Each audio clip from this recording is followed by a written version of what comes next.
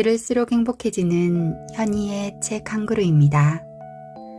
오늘 소개할 책은 완벽하진 않지만 나답게 살고 있습니다. 최영원 지음, 출판사는 모모북스에서 출판해 주었습니다. 완벽하지 않아도 괜찮다. 당신은 존재 자체만으로 충분히 멋진 사람이다. 삶을 포기하고 싶었을 때 나를 붙들어준 쪽지 하나가 있다. 아들아, 다른 모든 건 중요하지 않아. 중요한 건 너 자신이야. 라는 어머니의 짤막한 편지였다. 이 책이 독자들에게 그러한 글이 되었으면 한다. 부족함 투성이더라도 지금 모습 그대로 사랑받기 충분하다 말해주고 싶다. 7월의 어느 날, 최영원. 서툴지만 내 삶의 질문에 먼저 답해볼 것.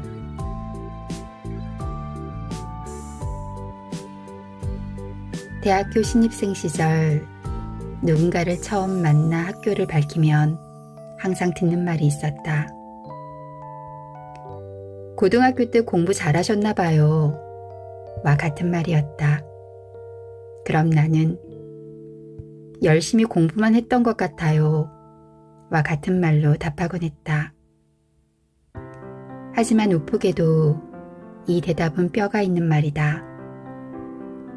실제로 나는 열심히 공부만 했지 그 외에 정말 중요한 건 놓쳤기 때문이다. 그건 바로 내 삶의 질문에 답해보는 것이었다. 내가 정말 좋아하는 것은 무엇이고 앞으로 내가 하고 싶은 일은 무엇인지 나아가 나는 어떤 사람인지에 관해서는 놀랍게도 단 한 번도 제대로 고민해보지 못했다. 그저 학교에서 모든 선생님의 인정과 칭찬을 받는 모범생의 삶에 충실했을 뿐이었다. 사실 부모님은 내게 공부와 대학을 강요하지 않았다. 하지만 나는 한국 사회 속에서 자라며 20살 이전까지 가장 몰두해야 하는 일은 공부이며 목표로 삼아야 하는 일은 좋은 대학에 진학하는 것이라고 배웠다.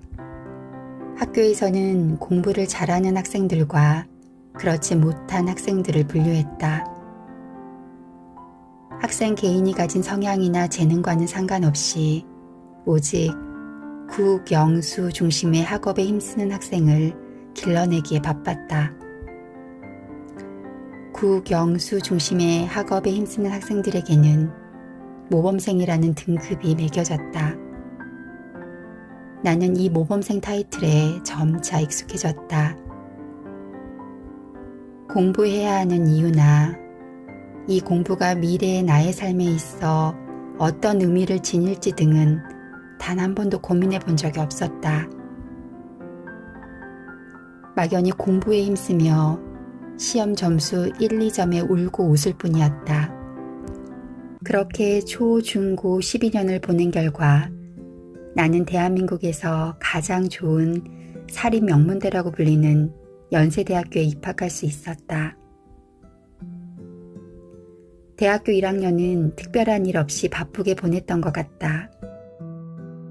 난생 처음 타 지역으로 홀로 와서 새로운 환경에서 새로운 사람들과 적응하느라 정신없이 1년이 흘렀다. 2학년이 되어 기말고사 공부를 하는데 문득 그런 생각이 들었다. 내가 지금 이 공부를 왜 하는 거지? 놀랍게도 지난 20년간 공부를 하며 단 한 번도 해보지 못한 질문을 이제야 하게 된 것이었다. 스스로에게 한 첫 질문이어서였을까? 다소 당황스러우면서도 한참 동안 질문에 답하지 못했다. 아무리 생각해도 그 이유를 찾을 수 없었다. 이윽고 내 안에서 여러 질문이 스멀스멀 올라왔다. 대학은 왜 다니는 거지? 내가 대학 졸업 후 하고 싶은 일은 무엇이지? 지금 돌이켜보면 대학 입학 전 고민했어야 하는 질문들이었다. 대학은 국가가 지정한 의무교육기관이 아니다. 4년이라는 기간과 수천만 원의 비용이 들어가는 교육기관이다. 이러한 비용을 고려한다면 적어도 대학에 진학하는 이유와 내 인생에 있어 대학을 어떻게 활용할지에 관해서는 미리 고민해보는 게 당연했다. 하지만 이 모든 질문은 내 인생의 첫 손님과 같았고 내 인생 가장 혼란스러웠던 시기를 선물했다. 이러한 고민을 하는데 공부가 잘 될 리 없었다. 하고 있는 공부에 대한 회의감과 미래에 대한 불안으로 인해 학업 동기는 바닥을 쳤다. 급기야 기말고사를 안 치르기까지 한 나는 학사 경고와 함께 그동안 받고 있었던 그리고 앞으로 받을 예정이었던 장학금들이 모두 잘리는 일을 겪어야 했다. 나는 대학교 2학년 1학기 문득 찾아온 그동안 유예해왔던 삶의 질문에 답해야만 했다. 많은 현대인이 가장 중요한 삶의 질문에 답하는 것을 유예하며 살아간다. 누군가는 첫 직장 생활에서, 누군가는 직장 생활 20년 차에, 누군가는 죽음을 앞두고 정작 중요한 나 자신과 처음으로 대면하는 순간을 맞이한다. 나는 도서관에서 기적을 만났다. 저자 김병환 작가는 삼성전자 재직 11년 차에 길을 걷다 떨어지는 낙엽을 보며 문득 이 낙엽이 자신과 같다고 생각하게 된다. 대한민국에서 가장 유명한 대기업에 다니고 있지만 정작 자신이 정말 하고 싶은 일에 관해서는 단 한 번도 제대로 고민해 본 적이 없었기 때문이다. 결국 저자는 삼성전자를 퇴사하고 책을 읽기 시작하며 그동안 미뤄왔던 삶의 질문에 답하는 시간을 갖기 시작한다. 5년 전 국내에서 큰 인기를 끌었던 드라마 스카이캐슬이 있다. 최상류층 부모들이 자녀를 서울대학교 의대에 진학시키기 위해 이루어지는 일들을 다룬 드라마다.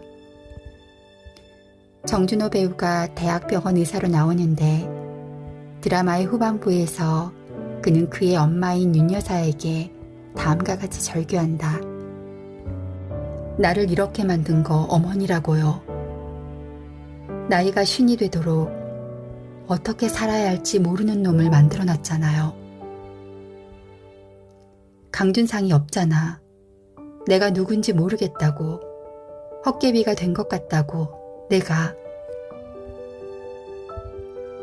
극중 윤 여사는 3대째 의사 가문을 이루기 위해 불법 과외와 로비 등을 주저하지 않는다.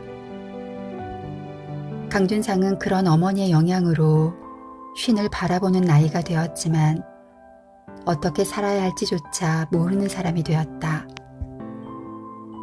대학병원 의사, 병원장을 목표로 달려오다 나이 50이 되어서야 진짜 중요한 나 자신이 누구인지에 관한 질문을 하기 시작한 것이다. 스카이캐슬 속 강준상을 생각하면 나는 비교적 이른 나이에 가장 중요한 삶의 질문에 답하는 시간을 가졌다는 생각이 든다. 만약 21살에도 여전히 그러한 질문을 하지 못했다면 강준상처럼 50살이 되어서 자신이 헛개비가 된 것 같다고 고백했을 것을 생각하면 아찔해진다. 많은 대학 동기들이 그렇듯 대기업에 취직하거나 대학 교수가 되었다고 한들 정작 나이를 먹고 나 자신이 어떤 사람인지에 관해서도 제대로 답할 수 없다면 과연 행복한 삶이라 말할 수 있을까? 우리는 더 늦기 전에 정말 중요한 삶의 질문을 답할 수 있어야 한다.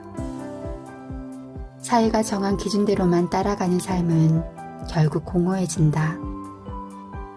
내가 어떠한 사람인지를 발견하고 나만의 기준을 분명히 세울 수 있어야 한다. 이러한 질문에 답해보는 것이 서툴고 어색한 사람이 있을 수도 있다. 누군가는 내가 그랬던 것처럼 더 큰 회의감과 불안을 느끼게 될 수도 있다. 하지만 이러한 질문에 답하는 것을 유예할수록 다가올 회의감과 불안은 더 커지게 마련이다. 우리는 한 살이라도 더 젊을 때 내 삶의 질문에 답해야 한다. 돈키호테를 쓴 세르반테스는 너 자신을 아는 것을 너의 일로 삼아라. 그것은 세상에서 가장 어려운 교훈이다 라고 말했다. 어쩌면 나 자신을 아는 것은 세상의 어떤 일보다 어려운 일일지도 모른다. 하지만 어렵다고 해서 결코 외면해서만은 안 된다. 우리는 나 자신을 아는 것을 어떤 일보다 1순위로 삼아야 한다. 나 자신을 알기 위한 크고 작은 노력 속에서 우리는 자신의 진짜 모습을 발견하게 될 것이다.